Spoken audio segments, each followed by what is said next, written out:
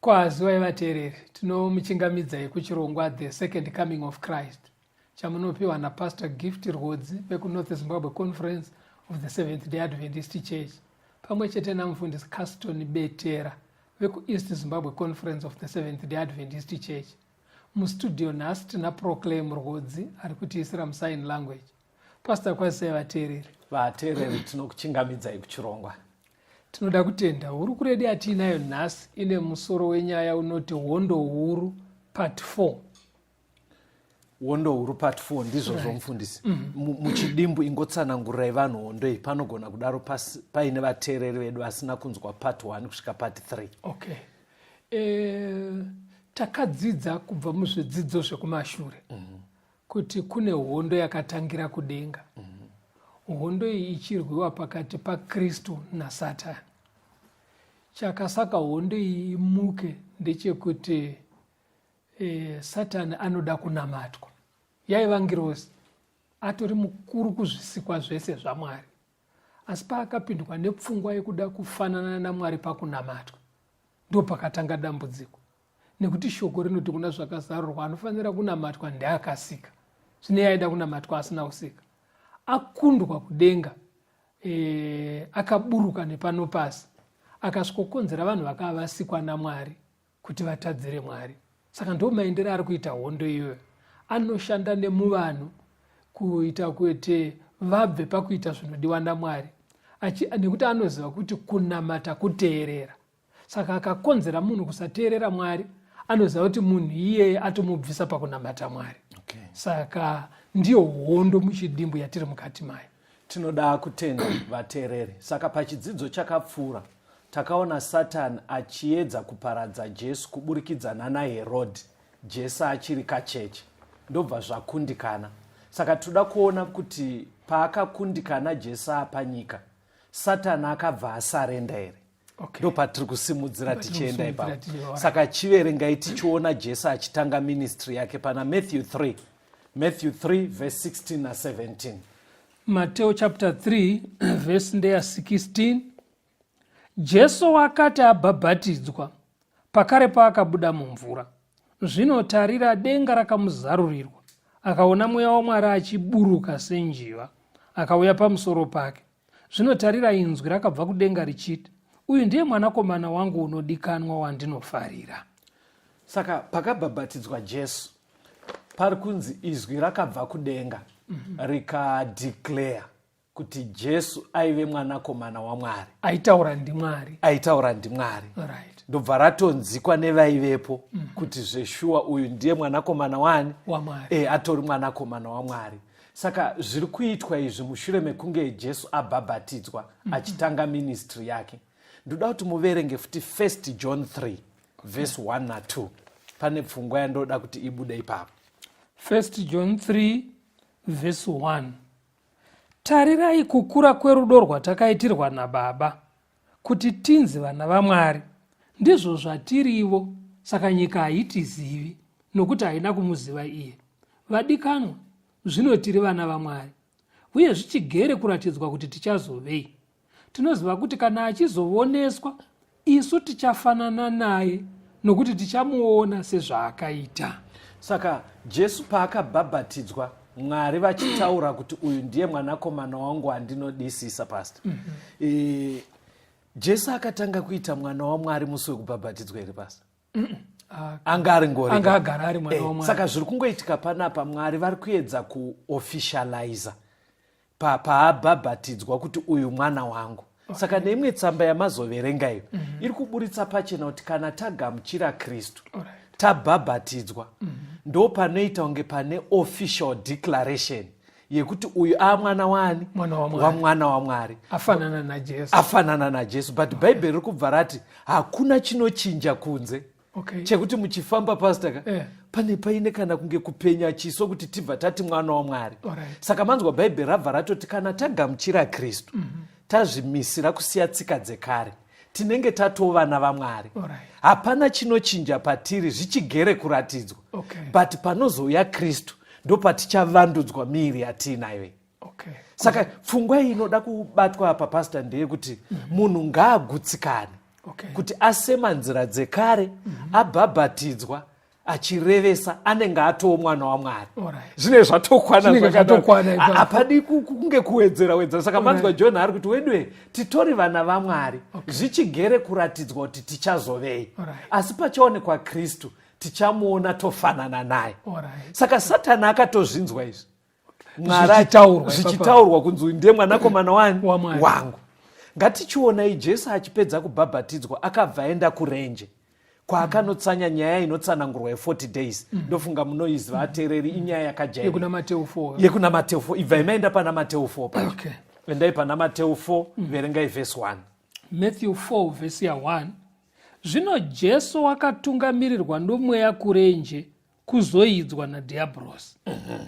Saka mweya waMwari wakabva wamuendesa kurenje, kwaaitsanya ikoko ari ikoko. Saka Dhiabhorosi akateera ikoko kunomuedza.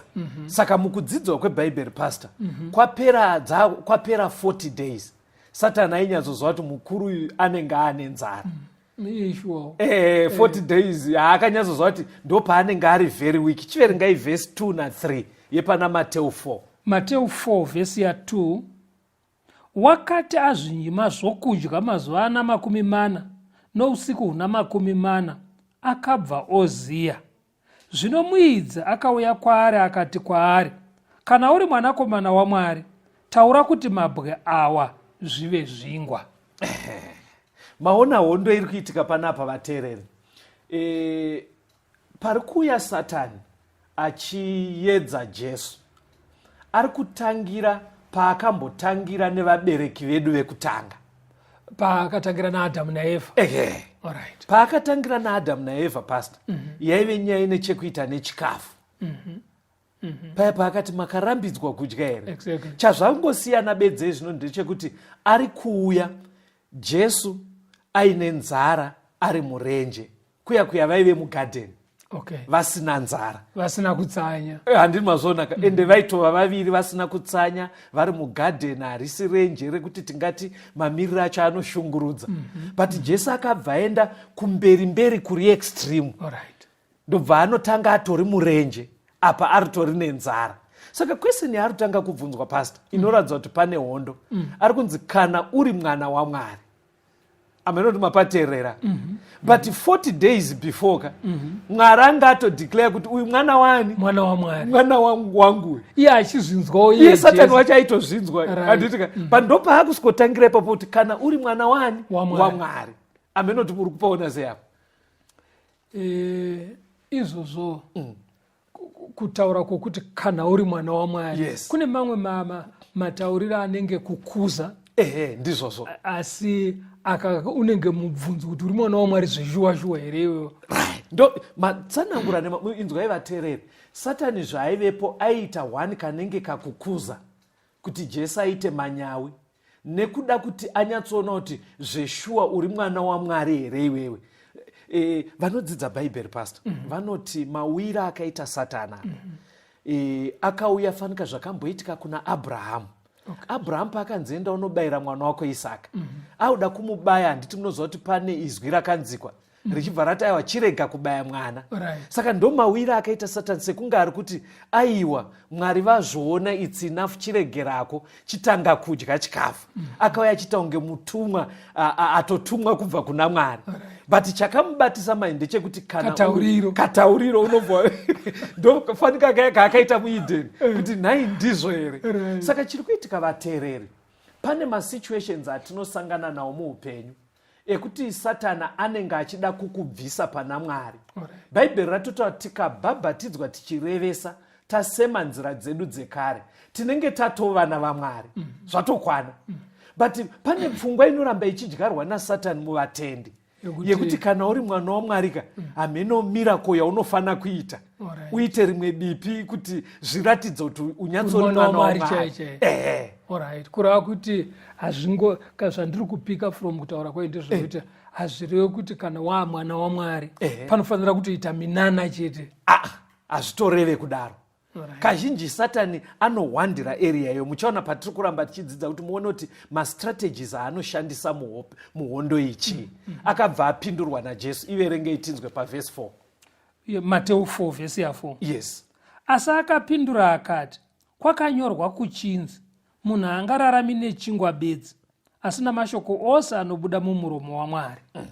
Saka zviri kuitika panapa, Satani arida kukuza Jesu kuti aite manyawi. Aratidzire umwari hwake kuna Satani. Aite mashura emanyawi. Ani mazonaka. But mukutozoona kuti aitoone nzara Jesu. Aitoone nzara. But zvakaitwa naJesu ndezvekuti nzara ainayo. Akati handingawane chikafu at the suggestion of the devil. Kurava kuti zviri nani ndiwedzere nguva yenzara pane kudya chingwa nezano rauya naSatani. Saka akabva ati kwakanyorwa kuchinzi. Ndo zvakamuponesa ipapo. Kwakanyorwa kuchinzi ndobva arifeya kuBhaibheri. Saka usually mukutenda kwedu vateereri, zano rina Satani pahondo huru iyi nderekuti tiri vana vaMwari dzimwe nguva tinoda kukuzwa kuita manyawi. Tofunga kuti Satani akati performa miracle ndiri kunyatsa kupruva kuti ndiri mwana waMwari. Utongori mwana waMwari akadaro, pasina zvemashura zviri kuitika, uchiramba uchitenda mushoko, unenge utori mwana waMwari. Saka umwana waMwari hauerwe nekuti waita minana. Exactly. The sonship, our sonship to God, kuti tiri vana waMwari, it's not measured by miracles. Alright. Unogona kungove mwana waMwari pasina minana yaita, uchingomunamata uchiteerera. Saka akauya nepfungwa yekudya iyi, ndo yatoda kumboona futi even mazuva ano ekupedzisira. Endai munoverenga munzwe pana Luke 21 verse 34 to 36. Luke 21 verse 34. Chenjerai kuti moyo yenyu irege kuremedzwa nokudyisa, nokubatwa, nokufunganya pamusoro pezvinhu zvoupenyu huno, kuti zuva iroro rirege kukuwirai seriva, nokuti richawira vose vagere panyika yose. Asi rindai nenguva dzose, mukumbire kuti mugone kupukunyuka pazvinhu izvi zvose zvinozoitwa, mugomira pamberi pomwanakomana womunhu. Panapa ndiJesu akutsanangura chimiro chemazuva ekupedzisira. Hanzi rimwe dambudziko ritoripo nderekuti nyaya yekudya nekunwa ichaita kuti vakawanda vatadze kuponeswa. Pataurwa nyaya yekudyisa. Zvikanzi change overeating, kuva greedy, madyo nezvakadaro. Saka area ichi chikonzero Jesu ari kupa mawarning aka. Ari kuziva ndo strategy yaSatani. Weapon yekutanga anouya kuburikidza nema-appetites atinawo ekuda kudya. Anogona kwaari mamwe ma-appetites but hombe yacho ndeyekuda kudya. Saka Jesu ari kutoti mazuva ano ekupedzisira, chenjererai murege kuvhiringwa panyaya yekudya nekunwa. Kurava kuti vanhu vachatovhiringwa nekudyisa. Vanhu vanotovhiringwa nekudyisa, pastor, nekuti ndofunga vateereri munoziva pane zvimwe zvidzidzo zvatakamboita kuti iko kutodya chaiko pane kwakunokanganisa kupinda mutsinga dzeropa, zvekuti zvinotoita kuti pfungwa mafungiro acho asaite zvakanaka. But pane dambudziko futi rekuti chikafu chikaita chishoma futi pastor, zvinonokanganisa futi utano hwemunhu. But pfungwa yatoda kubata apa ndeyekuti pahondo huru nyaya yechikafu ichenjererei. ende pava panzi nekudhakwa. Saka panyaya yechikafu pastor imi munogara muchipataura ingopataurai futi, because ndozva kuti vanhu vakawanda vanofunga kuti Jesu haana basa nekuti tinodyei. Pane pfungwa yekungofunga kuti no, Jesu zvaakauya kuti sunungura, ndofunga kusunungura kuti ingodya chero. Right. Pakudya apa vakorinde anoti tinofanira chinhu chipi nechipi chatinenge tichiita, chero kudya chero kunwa, Mwari anofanira kukudzwa. Saka Mwari ane zvaakarayira panyaya dzekudya, madyiro anofanira kuita vana vake. Kune zvimwe zvinonzi kwete hazvidyiwe nevana vaMwari. Alright, ndikuona handicho chidzidzo, but pastor pavari kudaro ini pandoda kuramba ndachingotsimbidzira kwamuri vateereri, zvinonzi nebhaibheri hazvifaniri kudyiwa nevana vaMwari zvinhu zvakaita setsuro nenguruve, ndo zvimwe zvacho izvozvo izvo. But verengai Matthew 6 verse 33 pastor. Matthew 6 verse 33. Pane pfungwa yakanaka inobuda ipapo pana Matthew 6 verse 33. Mateo 6 verse ya 33. Asi tangai kutsvaka ushe hwaMwari nokururama kwake, izvozvi zvose zvichawedzerwa kwamuri. Bhaibheri ringoburitsa pachena kuti kudya kwakatikoshera kudaro hakufaniri kukosha zvekutiburitsa mumaoko aMwari. Saka makaona Jesu akagona kumira, but iye Mwari wacho ari kutoratidza nyaya yekudya ane hanya nayo. Ndopaari kutoti zvese izvi zvichawedzerwa kwamuri, kureva kuti anotoziva toda kudya, but ari kuti kudya kwedu hatifaniri kukuwana at the suggestion of the devil. Kudya kwedu hatifaniri kukuwana nenzira isiriyo. Tinofanira kutsvaga mubhaibheri kuti kwakanyorwa kuti kudii, toziva zvinhu zvinofanira kudyiwa. Ndoda kuti timbonzwa kambo, but tisati tanzwa kambo pastor, verengai pana 2 Timothy chapter 3. 2 Timothy chapter 3 moverenga kubva paverse 14 kusvika pa17. Timothy wechipiri 3 verse 14. Asi iwe rambira pane zvawakadzidza nezvawakatendiswa, uzive kuti wakazvidzidza kunani, kuti kubvira paucheche hwako wakaziva manyoro matsvene anogona kukupa uchenjeri hunoisa kukuponeswa nokutenda kuri muna Kristu Jesu.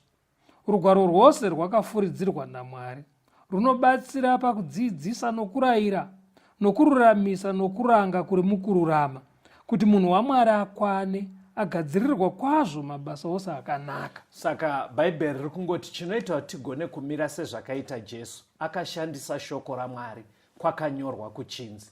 Saka tinokurudzira ngatizivei shoko raMwari, tigone kukwana, tigone kuzomira pahondo huru iri kuitikai. Regai timbonzwa kambo vateereri, toya toenderera mberi.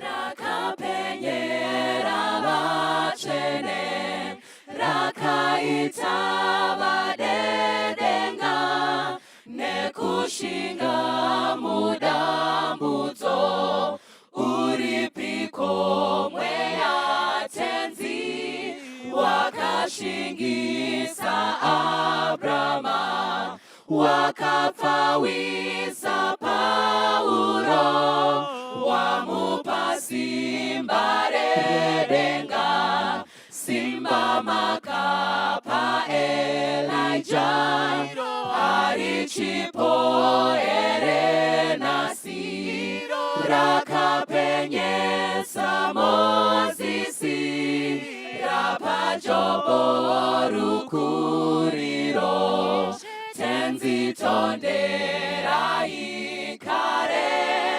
mutipenyi tsitsi icha, apotomupanyi moyo, tidirenyi mweya wenyu, tenzi tondera ikare, mutipenyi tsitsi icha, apotomupanyi moyo, tidirenyi mweya wenyu. Tinomuchingamidzai zvakare vateereri, tichienderera mberi nehurukuro yedu, hondo huru part 4. Tiri kutevera hondo yakatangira kudenga, taitevera kusvika pano panyika, tikaona ichipinda chero nemunyaya dzemadyiro yes titungamirire Pastor Teddy tichiri murenje Jesu aenda kunotsanya paya saka muri kunzwa here patapedzisira vateereri Jesu achiti kwakanyorwa kuchinzi airifeya kubhaibheri. Saka panyaya yekurifeya kubhaibheri Pastor ndoda kuti timbokurudzira vateereri vedu bhaibheri ka dai zvaibvira Pastor munhu aitawo bhaibheri adzidze bhaibheri aite shungu nekuverenga. Verengai munzwe kuna 2 Timothy 4 Pastor verse 2 to 5. Timothy wechipiri chapter 4 verse ya 2. Paridza shoko, ramba uchidaro nenguva yakafanira kunyange isakafanira. Raira, tuka, ranga nomwoyo murefu zvikuru nokudzidzisa. Nokuti nguva ichasvika yavacharamba kutendera dzidziso yakarurama, asi vachida kufadzwa panzeve dzavo. Vachazviunganidzira vadzidzisi pakuchiva kwavo, vachifuratidza nzeve dzavo pazvokwadi, vachitsaukira kungano. Asi iwe svinura pazvinhu zvose, tambudzika, bata basa romuivhangeri, upedzise basa rako kwazvo. Pastor pavaverenga vhesi vateerera havana kuziva kuti ndiri kutori vaverenge richivatsura ivo sevafundisi. Pamaverenga Pastor pari kunzi soko rinofanira kuramba richiparidzwa nguva dzese. Hanzi dambudziko rapo mazuva ano ekupedzisira vanhu havachada shoko, vakuda zvinonakidza kunzwa panzeve. Saka zviri kuita sekunge imimi waparidzika maakutoziva zvinoda kunzikwa nevanhu, zvinonakidza vanhu. Saka pamharidzo dzenyu muri kubva magadzira zvekuti pamwe munongonoti nyobvo kushoko mbichana, asi mogadzira zvekuti vanhu vanakidzwe, vanhu vachifuratira shoko raMwari. Saka pakushandisa bhaibheri chekutanga panoda kuti shoko rinyatsotsanangurwa rese Pastor. Ndo chekutanga ngaridzidzwe. Dambudziko rechipiri futi pashoko pana 2 Peter, verengai 2 Peter 2 Peter chapter 3 verse 15 to 16. 2 Peter 3 verse 15. Yes. Muchiti mwoyo murefu waShe wedu ruponeso. SaPauro hama yedu inodikanwa akakunyoreraiwo nokuchenjera kwaakapiwa, sezvaanotaura mumwadi dzake dzose pamusoro pezvinhu izvi. Madziri mune zvimwe zvikukutu kunzwisiswa, zvinominamiswa samamwe magwarowo, navasingazivi navasine simba kusvikira vaparadzwa. Saka pahondo huru izvi zviri kuitwa naSatani ndezvizvi vateereri. Akaona muchisendamira kubhaibheri, because anotoziva kuti ndo pane defense yedu. Chaanogona kuita kungoti bhaibheri ringonzi pfuro ine pariri, asi zvizhinji kotaurwa zvinonakidza nzeve. Imwe strategy yainayo futi paverenga mufundisi, kwanzi ndima dzakanyorwa kana kuti tsamba dzakanyorwa naPauro dzinoda kunyatsa kuverengwa zvakanaka. Saka Satani chimwe chaanofarira kutsamba dzaPauro kudziminamisa. Amenoti muri kufollow here, chekutanga anotoita kuti mushayanya nebhaibheri, mude kuudzwa zvinonakidza.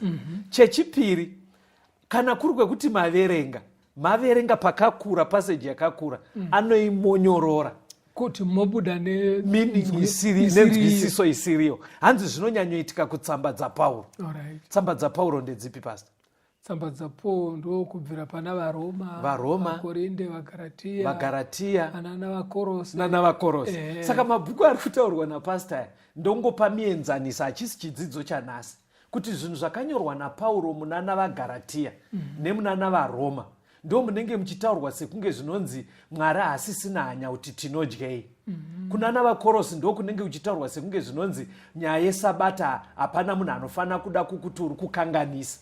Yet bhaibheri ratopa warning kuti tsamba idzodzo dzinoda kunyatsa kudzidzwa zvakanaka. Saka Satani pahondo iyi Pastor yebhaibheri ari kumeka sure kuti munobuda nemeaning isiriyo.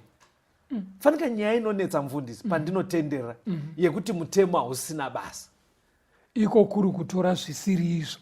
Ende munoza chinoita kuti ndifarira hangu kuramba ndichidzidza nevanhu vanenge vaine pfungwa iyoyo. Ndakatozviona kuti tsamba dzese dzavanenge vachimira nadzo ndedzakanyorwa naPauro. Idzo dzatopiwa warning dzedzo. Munokurukura kumwe kwese ugopedza Old Testament ese ugoenda kuna naMateo. Iye pamune muchidzidza kudaro munhu anenge akatsika pana vaRoma navaKorosi. Saka unobva ona kuti zveshuwa bhaibheri raizviziva kuti vanhu vakawanda vacharasika netsamba dzaPauro vakasanyatsodzidzidza zvakanaka. Chimwe futi chiri kuitwa panyaya yeshoko, endai kuna Amos. tingori muhondo iyoyo, tiri muhondo iyoyeyo kuti muone zvaanoita, because anoziva ndo pane defense yedu. Amos 8 verse 11 na 12. Amos chapter 8 verse ya 11. Tarirai, mazuva anouya, ndizvo zvinotaura Ishe Jehovha, handichatuma nzara panyika, isati iri nzara yezvokudya kana nyota yemvura, asi yokunzwa mashoko aJehovha.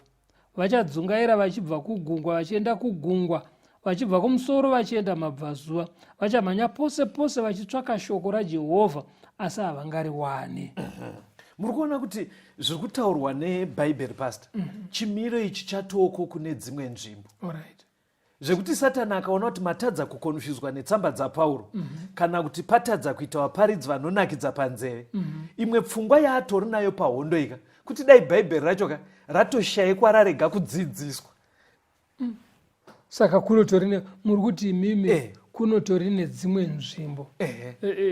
Zvandiri kunzwa muchitaura, taurai pastor, ndiri kunzwa sekunge muri kuti Satani anoziva kuti shoko rikaverengwa rikanzwisiswa munhu anopona.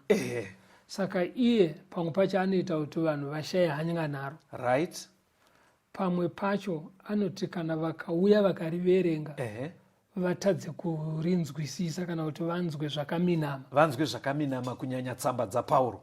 Right. Iye chitatu yamazotaura mati kunotori nenzvimbo dzekuti vanhu vanotorambidzwa zvachese kubata bhaibheri. Ndizvo vanotorambidzwa. Imimi pamakakura handiti dzimwe nguva maigona kuti muri kuchikoro paassembly paya ponamatwa nezvimwe zvakadaro, kune dzimwe nzvimbo manje Satani ari kutorwisa kuti chine chekuita nebhaibheri chishayikwe, kutokrieta nzara chaiye yekutomeka shuwa kuti kuri kwekuti mabhaibheri arikoka ari kutoedza kudzivirira kuti dai zvavharwa, kuvharwa chaiko, kuti vanhu varege kutomboverenga bhaibheri, vatomborega kutoriverenga kubvira maybe vari rusvava kusvika vava vanhu vakuru. Ari kuedza kuvhara kwese Satani zvekutoti unotoona kuti panapa pari kutokrietwa nzara chaiyo yeshoko.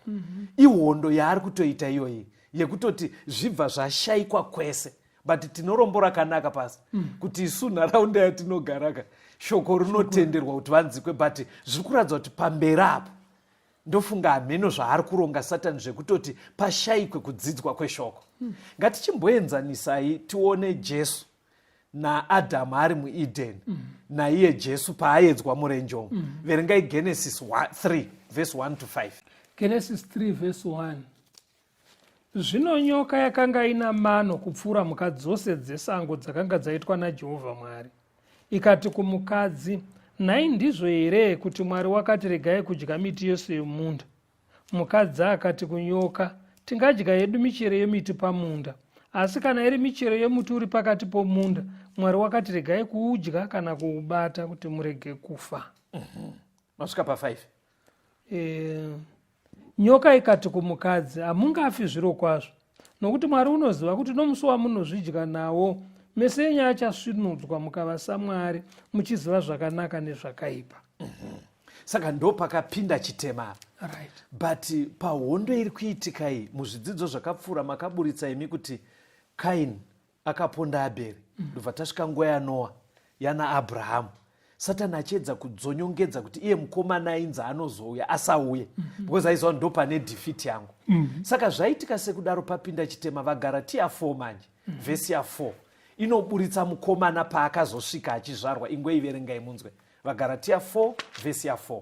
vaGaratia 4 vhesi 4. Zvino nguva yakati yazara kwazvo, Mwari akatuma mwanakomana wako akaberekwa nomukadzi, wakaberekwa pasi pomurayiro.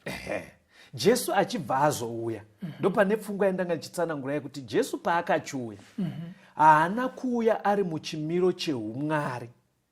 Ndoti kudiko? Haana kuuya saMwari. Haana kuuya saMwari akapfeka umwari. Saka paaiedzwa naSatani unzi kana uri mwana waMwari, pindura matombo aite chingwa. Zvaizikanwa naSatani ndezvekuti aida kumutesta kuti aone kuti Jesu achatora here bhachi reumwari, obva aripfeka oita minana yaakuzwa naSatani. Saka dai akangodaroka anobva azikanwa unzi saka haagone kutimiririra nekuti isusu tiri kurarama munyama. Amenoti pfungwa mungatsanangure inyatsosvika kwandoda kuburitsa pfungwa yekuti Jesu aitonzwawo nzara sesu, itori nzara chaiyo. Kunyangwe aive mwana waMwari 100%, aiturika umwari paruti. Ameno, tsanangurai zvisvike kuvanhu tinzwa. pana Jesu pakavirikidzana zvimiro zviviri, right, chimiro chaMwari asi chakapfekana nechimiro chemunhu, right. saka zvinonzwikwa nemunhu zvese mumasituations akasiyana siyana, right, Jesu aizvinzwawo, zvekuti nzara yaainzwa yaitove nzara chaiyo chaiyo seyatinongonzwawo isusu, right. asi zvakare panguva imwe chete simba roumwari raivepo, zvekuti aigona kuita zvimwe zvinhu zvatisingagone kuita isusu. Exactly. Saka Satani akauya manje naikoko, kana ndanzwa matsananguriro amuri kuita, right, kwakumuti gadzira matombo aya umaite chingwa. Jesu aizvigona, right, aitozvikwanisa nesimba rakanga riri maari, asi apa akaregera kuzviita. Ndanzwa muchiburitsa pfungwa yekutanga yekuti nekuti isuggestion yakabva kuna Satani, right. Chechipiri ndanzwa muchiti kwatiri isusu zvaizoita kuti tigare tichiti kuisusu tiri munyama hatigone zvakaitwa naJesu, tiri vanhu venyama, saka taigozvidii tozongomanikidzira kuita chero zviri kudiwa naSatani kuti tibude patofanira kubuda. Exactly. Saka ndo hondo inge iri kutoitika paya, yaive hondo itori serious yaitoda kukuzwa naSatani ipo paya, because aitoziva kuti ndikamupotsa panapa nyaya yangu haifambe zvakanaka. Saka icho chimire musati maenda mberi mufundisi, yes, kana ndingabvunza ini ndikuti mumazuva edu atiri ana because hakusina vanhu vachanoitawo ma40 days 50 days vari kusango vachitsanya zvokuti vanganzi ita matombo yachive chingwa, kumbozvisa mumararamiro edu nhasi, isituation ipi yekuti ungasvike zvekuti zveshuwa panyama pane chiri kudiwa, asi Satani ouya nenzira yekuti uchiwane? Ungapa muenzaniso wakaita sei kune vanhu vakateerera? Itopedzisa imimi pfungwa yandaida kuti vhesi muverengeka rinenge rakutotambanudza pfungwa yamabvunzai, because ndasingafunga kuti mungandibvunze mubvunzo wakadai, but muchaona kuti kumabasa even mufundisi nekuzvikoro kumakoleji vanhu pavanenge vachida nzvimbo dzekuti vawane nezvakadaro, kazhinji Satani anoleya macondition.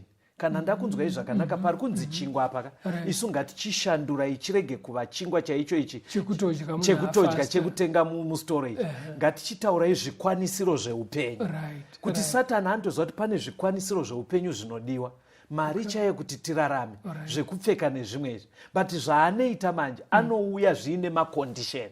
Ose kuti pamataura zvekuti munhu ari kuda nzvimbo kuchikoro, lecturer uti tanga wandida chero yari mukadzi wemunhu, exactly, ngatitange tasangana ndozokupa nzvimbo. Saka pakadaro chingwa chiri kubva kuna Satani. Anotozviziva kuti munhu uyu anga achitsanya ane nzara, saka anotoziva kuti mararamiro atiri kuita ukaona munhu afunga kuti ndinosenza kana kuenda pakambani pakati kuti ararame, saka Satani anenge aitonyaziva kuti munhu uyu zvikwanisiro zveupenyu ari kuzvida, but anotanga isa macondition, ndo marwira anoita hondo dzake iwaya. But mamwe macho kuextended version pastor, endai kuna zvakazarurwa, muone kuti iyo pfungwa ikai achaitambanudza on a global scale. Kuna zvakazarurwa chapter 13 verengai kubva pavhesi ya15 kusvika pa17. Chikapiwa masimba okupa mufananidzo wechikara mweya, kuti mufananidzo wechikara utaure, chirayire kuti vose vasinganamati mufananidzo wechikara vavurawe. Chinomanikidza vose vaduku navakuru, vafumi navarombo, vakasununguka navaranda, kuti vapiwe chiratidzo muruoko rwavo rworudyi kana pahuma yavo, kuti munhu arege kuvapo unogona kutenga nokutengesa, asi iye une chiratidzo, iro zita rechikara kana chiverengo chezita racho. Saka pari kuburitswa situation yatakambodzidza yemazuva ano ekupedzisira, yekuti pachasvika pakadaro pekuti pachadzikwa mitemo, yekuti munhu wese ari kufanira kurarama achidai, achichengetedza mitemo inenge yagadzirwa nevanhu. Saka chimiro chacho chiri kunzi kuseri kwacho kwemitemo iyi kuine condition inokutadzisa kuti urarame. Because pari kunzi kutenga nekutengesa payaka pari kutsanangurwa zvinhu zvinoraramisa munhu, kuita business. Saka ipapo Satani anenge achisuggesta kuti kana urida kutenga nekutengesa tanga wateedzera izvi. Gashira munembo wechikara. Gashira munembo wechikara. Anomuona kuwandira kwacho kwaanoita. Anenge achiisa condition yekutonyaziva kuti zveshuwa kutenga ndikufanira kutenga kuti ndiwane upfukumba. Aritoziva kuti nditravele ndikufanira kutokwira bhazi. Ndikufanira kukwira ndege. Saka anobva atoti kana uri kuda izvozvo gashira izvo. Ndosaka vanhu varitozoona pamawhatsapp vanhu vakutumira kuti covid vaccination munembo wechikara, vobva vatiwo saka ukanga usina kuvaccinatwa hauzoiti chakati, vobva vati munembo. Vanavo vanozodaro nekuti vanenge vasina kunyatsoteedza nyaya idzi mubhaibheri. Dai kuri kuti vanotanga vadziteedza vaifanira kutanga vatsvaga kuti chikara chacho chii nemunembo wacho chii, vozotsvaga kuti munembo chii.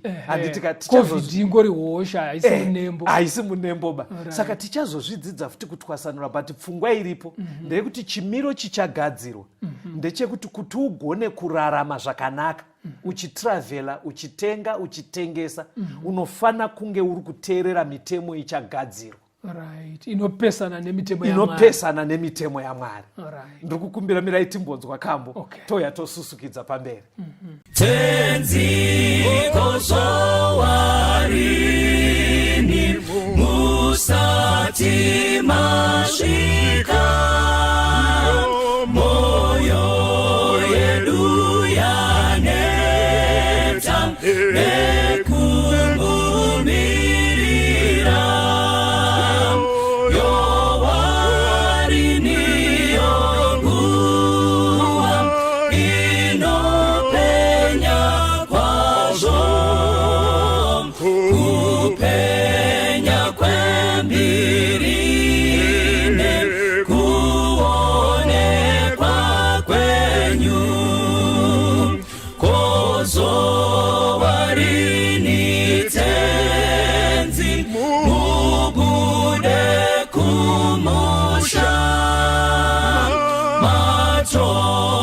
matononoka tenzi vamwe vadzokera, tenzi vatendi venyu vazara nezvivi, vashoma vakamira murufaro rwenyu, mutsanyi vakarara, chemanyi vamuke, vanoyeranga vati tenzi aswedera, mwenje yenu ifute, zviuno zvisungwe, vese vagadzirire kumuona tenzi, mutsanyi vakarara, chemanyi vamuke, vanoyeranga vati tenzi aswedera, mwenje yenu ifute, zviuno zvisungwe, vese vagadzirire kumuona tenzi, vese vagadzirire kumuona tenzi.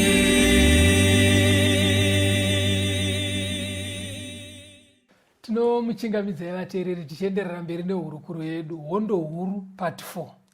Tiri kuona Satani ateera Jesu murenje, Jesu paangaenda kunotsanya. Ndobva taona kukosha kwakaita kuverenga. Ndobva taona kuti even mazuva atiri kurarama, Satani at individual level ane masuggestions anopa kuti kana ukadai ndokuti uwane chingwa chinoraramisa. Toda kuona muedzo wechipiri pastor. Okay. Kuna Jesu pana Mateo 4 paya. Erengai verse 5 to 7. Mateo 4 verse ya 5. Zvino dhiabhorosi akamisa muguta dzvene, akamumisa pachirugu chetemberi, akati kwaari, kana uri mwanakomana waMwari, uzviwisire pasi, nokuti kwakanyorwa kuchinzi, iye ucharayira vatumwa vake pamusoro pako, pamavoko avo vachakusimudza kuti urege kugumbusa rutsoka rwako papo. Jesu akati kwaari, kwakanyorwavo, usaidza Ishe Mwari wako. Pakukoterana kwamatsamba yakutoita irutonyatsoratidza kuti icontroversy zveshuwa. Maona here kuti Jesu paatanga kupindura kuti kwakanyorwa kunzi munhu angararame nechingwa bedzi asi neshoko rinobuda muromo maMwari, Satani akabva azviti kana zviri zvemavhesi ndozvigonawo. Ndobva abva atoti donha panapa udzike pazasi, kana uri mwanakomana waMwari, ngirozi dzichatumwa dzosvikokubata. Nekuti zvakatonyorwa. Apa anga akurifeyawo pamavhesi azvakanyorwa iwayo. Muri kuona here kuti panapa muedzo uri kuuya naSatani pastor ndewe manyawi. Ari kukuza Jesu kuti aite manyawi. Okay, ekungoti ndinozvigona ndiri mwana waMwari saka ndogona kudonha ndikasakuvara. Ndogona kudonha. Batai chinhu icho ateereri kuti Jesu paakabhabhatidzwa Mwari vachideclare kuti mwana wangu. Netsamba yataverengei kuti tatendeuka tichirevesa tabhabhatidzwa tinenge tatovana vaMwari. Saka Satani ari kuramba achifunga kuti hazvina kukwana. Kana uri mwana waMwari pane zvimwe bedzi zvemanyawi zvinofana muri kuona pfungwa yari kuita. Ari kutonyaziva kuti patiri pastor ndo pari correct. But ari kuramba achiuya nemasuggestion ekuti hazvina kunyatsokwana.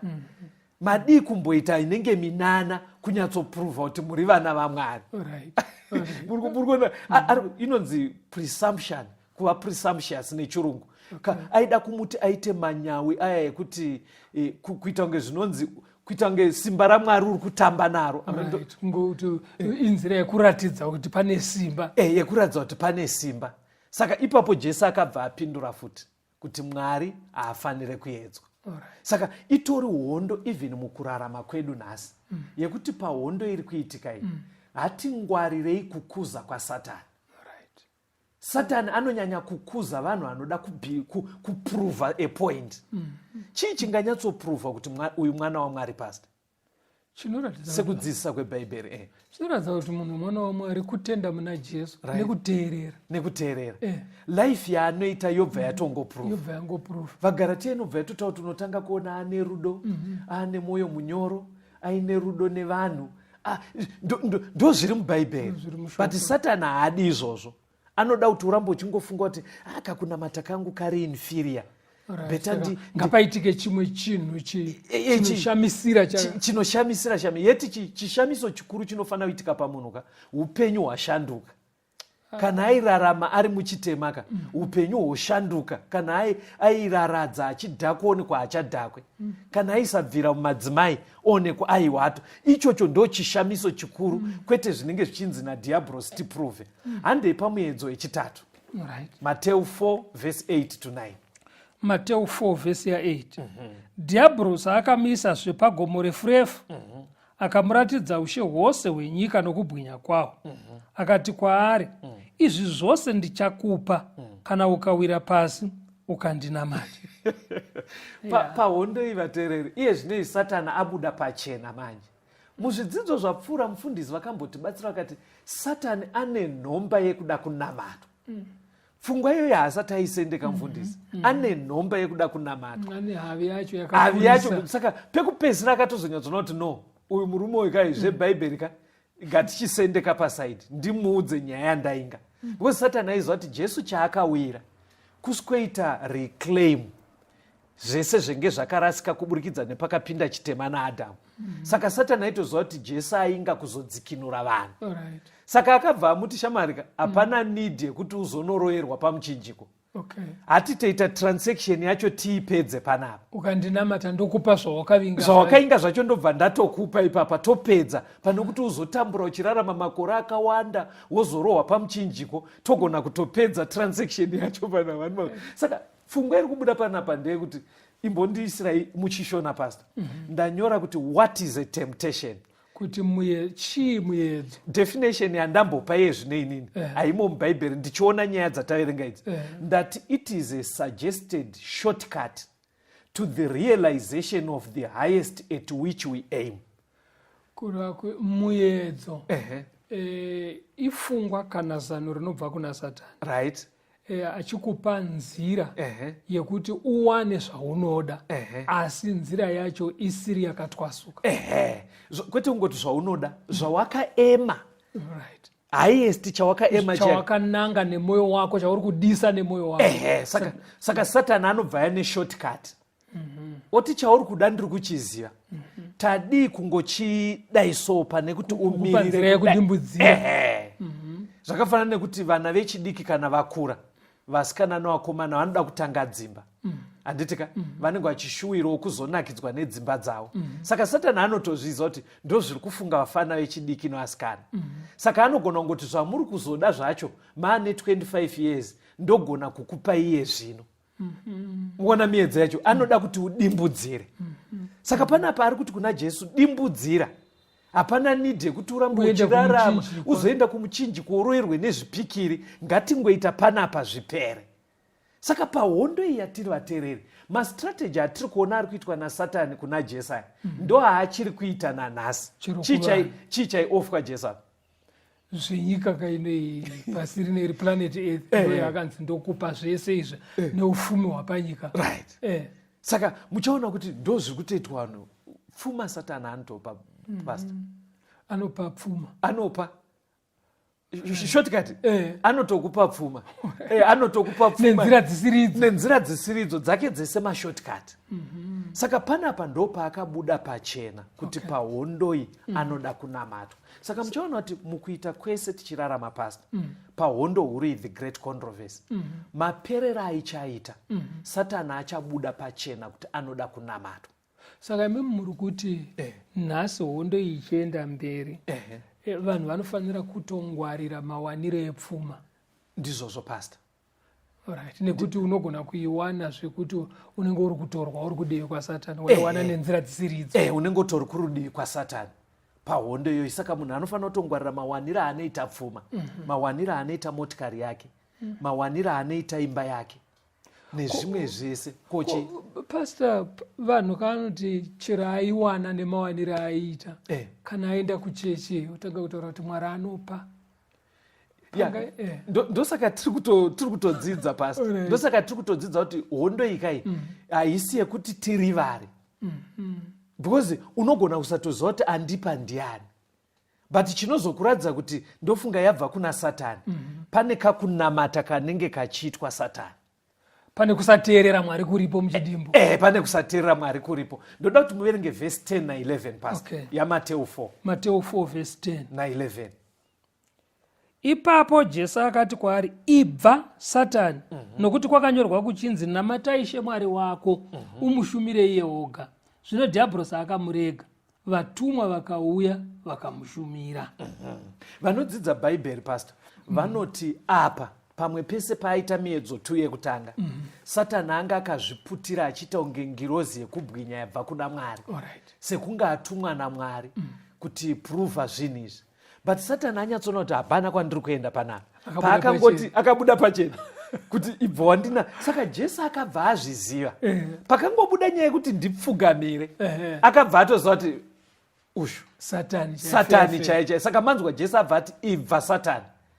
Anofanira kunamatwa ndiMwari, anofanira kunamatwa ndiMwari. Hanzi zvadaro ngirozi chaidzo dzaMwari dzakabva dzauya ndobva dzamupa zvekudya.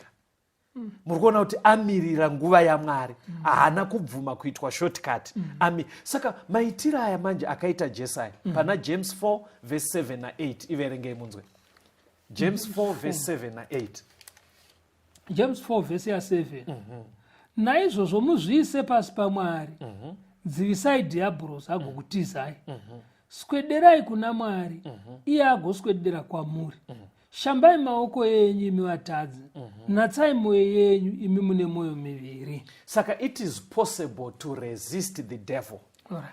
Ndo zvakutsanangurwa apo. Sekukunda kwakaita Jesu kuya, tikaita zvimwe chete izvozvo vateereri, iye Satani ega anogona kutoona kuti pamunhu uyu hapana chandinowana, anobva atosuduruka. Saka muri kunzwa kunzi paakangodzwa kunzi kwakanyorwa kuchinzi namata Mwari chete, hanzi akabva amusiya akaenda.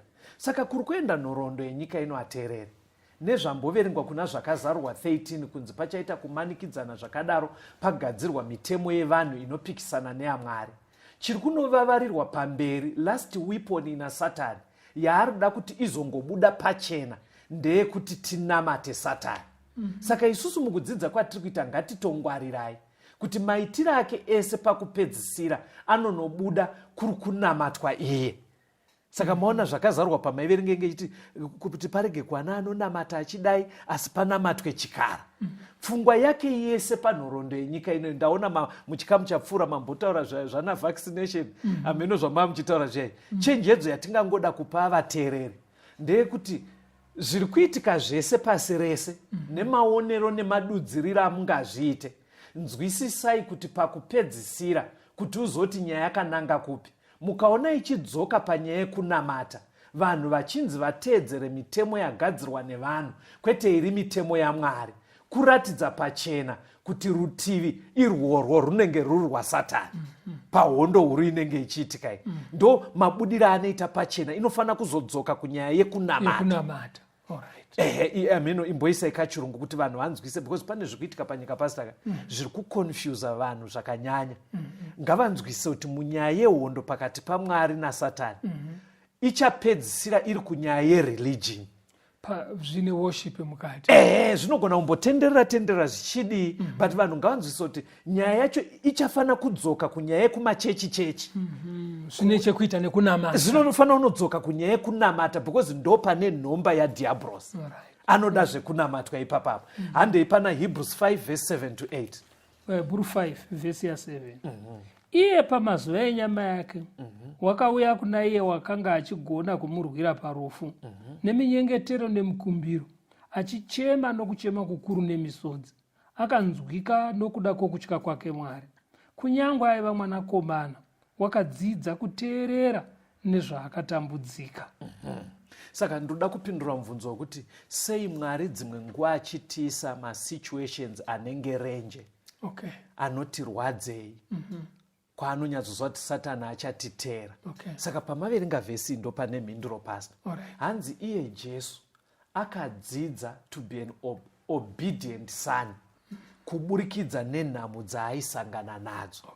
Kureva kuti patinosangana nezvinenge zviri kusagestwa naSatani kuti tiite mashortcut, kuti uwane nzvimbo yepakoleji dai wadai, kuti uwane nzvimbo yekunodzidzira zvakati, kuti uwane basa dai wadai, paunoramba wakamira kuna Mwari zvichiita kunge zviri kurwadza, Bhaibheri riri kuburitsa kuti pane chiri kutogadzirwa pauri naMwari kukudzidzisa kuteerera. Saka pahondo huri chinofanira kuzonobuda pasitaka ndechekuti rutivi rwevana vaMwari vanofana kuva vari vana vanoteerera zvakarayirwa naMwari. Ndo hondo yacho mabudiro ainoita. Satani anenge achiedza hongu, Mwari otendera kuti vanhu vake vaedzwe, but pfungwa ina Mwari haisi yekuti vadone, ndeyekuti varambe vachiita karekta iri nani, karekta yekuteerera. Mwari anoda vanhu vanoteerera. Hebrews 4 verse ya 15. Hebrew 4 verse 15. Nokuti hatino muprista mukuru usingagoni kutinzwira tsitsi pautera hwedu, asi wakaidzwa pazvinhu zvose sesu, asine zvivi. Jesu akaedzwa panyaya yechikafu nemaappetites akakunda. Ndobva aedzwa panyaya yepride nemanyawi, paanzi zviwisire pasi akakunda. Ndobva aedzwa panyaya yekunamata, aofwa pfuma yese yenyika neumambo hwese huri panyika akazviofwa, ndobva akunda. Zvinhu izvozvo 3 pasitaka zvinoita kunge zviduku kana tiri kungotaura kudai. Nyaya yekudya, vazhinji vanodonha, nyaya yemanyawi, nenyaya yekuti uri kupiwa pfuma yese. Zvinhu 3 izvo zvaakazvikunda. Aipo padonha mikono ipapa. Muri kuti iko pasitaka panyaya yezvinhu izvozvo zviri 3 ka? Maappetites, nyaya yemanyawi nenyaya yepfuma, umambo hwenyika pari kudonhera vanhu. Saka zviri kunzi panapa manje Jesu akaitwa nenzira yakadaro yekuti paakakunda zvinhu izvi, saka iye zvino ane simba rekutibatsirawo patinosangana nemiedzo iyoyo. Tinofanira kuva vanhu vakaita sei mazuva ano ekupedzisira, pari kunzi maapetites tingosiya akadaro, pari kunzi tite manyawi, pekuti pfuma iri kuwanikwa nenzira dziri shortcut. Revelation 12 verse 17. Zvakazarurwa 12 pavhesi ya 17. Yes. Zvino shato yakatsamwira mukadzi ikaenda kundorwa navamwe vana vake vanochengeta mirayiro yaMwari navanobata kupupura kwaJesu. Saka Satani haana kugumira kuedza Jesu murenje umu, nekuti apa akatokundwa. Tafamba taakuno mberi kwatave mazuva ano ekupedzisira. Kuri kunzi Satani iye zvino ari kuataka vana vaMwari vanochengeta mitemo yaMwari. Muri kuona paakukonzenderetaka? Because tichazoona muchidzidzo chinoteera kuti sei ari kuataka ivavo pekupedzisira. Saka vanokunda sei vanhu vemazuva ano pastor? Zvakazarurwa 12 vhesi ya 11. Zvakazarurwa 12 vhesi 11. Ivo vakamukunda neropa regwayana uye neshoko rokupupura kwavo. Havana kuda upenyu hwavo kusvikira parufu. Mazuva ano ekupedzisira vateereri, sezvakaita Jesu atsanya murenje, chingwa aitochida anga aine nzara, but aiti handingapedze nzara nekurudziro inobva kuna Satani. Saka zviri kunzi kuti timukunde, hatifanire kuda upenyu hwedu at the expense yezvakataurwa naMwari. Mumazuva ano ekupedzisira ekuti vanhu vachamanikidzwa kuchengeta mitemo inenge yagadzwa nevanhu, Bhaibheri riri kutoti pakadaro mwana waMwari anofanira kumira achiziva kuti kana kuri kufa ndinofa nenzara, kana kuri kufa ndichishaya mari ndichafa, asi ndinofanira kumira pachokwadi chaMwari. Satani acharamba achidzokorora zvaakaita kuna Jesu. Onekai vateereri vedu pasi. Toda kutenda vateereri nekuva nemi muchirongwa chanhasi. Mwari ngaakuchengetei tigosangana zvakare. Vamwe vane mibvunzo, vane pavanoda kuti tibatsirane navo, tibatei panhare idzi tirambe tichikurukura nekubetserana. 0774 651 181 0774 651 181 kana kuti 0716 452 086 0716 452 086.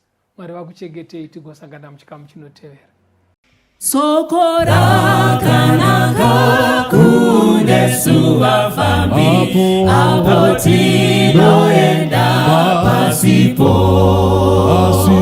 Asi muponesi achazouyazve kutonga umambo wakewo.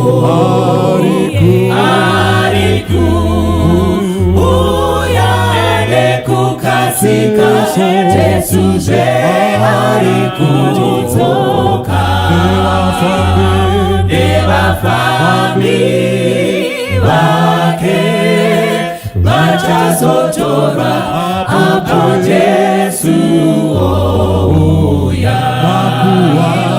Makuva ekare apo vanorara, vafambi vakafa naKristu vachazarurwazve, vanhu vanomuka vachapona pamwe naJesu.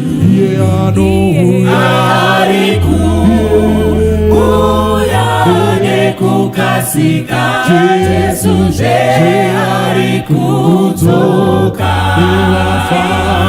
nevafambi vake vachazotora apo Jesu ouya. Tichasangana kumusha wekudenga, tichaimba nekuponeswa. Vaponesi vachabva pasi rese, vanamate mambo wedenga.